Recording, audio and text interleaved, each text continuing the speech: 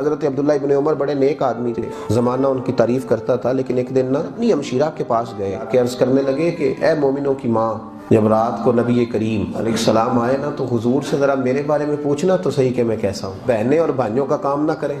ये हुजूर आए तो मैंने फ़ौरन ही बिठा लिया। या रसूलल्लाह एक बात करनी थी। हुजूर ने फरमाया करो का। या रसूलल्लाह मेरे भाई के बारे में ख्याल क्या है? तो नबी पाक ने फरमाया बंदा तो अच्छा है, पर सुना है इशा पढ़ के फजर तक सोया रहता है, उठ के तहज्जुद पढ़ता ही नहीं। यहाँ जो 10 बजे भी उठता है ना वो भी कहता है कि जनाब मेरे से ज्यादा भी कोई नेक हो सकता है, जिसको महीनों हो गए फजर नहीं पड़ी। नबी पाक अलैहिस्सलाम ने कहा कि बंदा तो ठीक है, लेकिन सुना है कि इशा पढ़ के सोता है तो फजर तक सोया ही रहता है। इतनी काफिलों जैसी नींद सोता है। उसे चाहिए रात को उठा करे, अपने रब का जिक्र किया करे। तो जनाब हफ्सा कहती हैं मैंने हज़रत अब्दुल्ला इब्न उमर को बतलाया। मैंने कहा कि नबी पाक अलैहिस्सलाम ने फरमाया है कि तू तहज्जुद नहीं पढ़ता। तो जनाब अब्दुल्ला इब्न उमर फरमाते हैं लोगों को कहने लगे वो दिन और आज का दिन, सख्त बीमारी में भी मैंने कभी तहज्जुद की नमाज नहीं छोड़ी।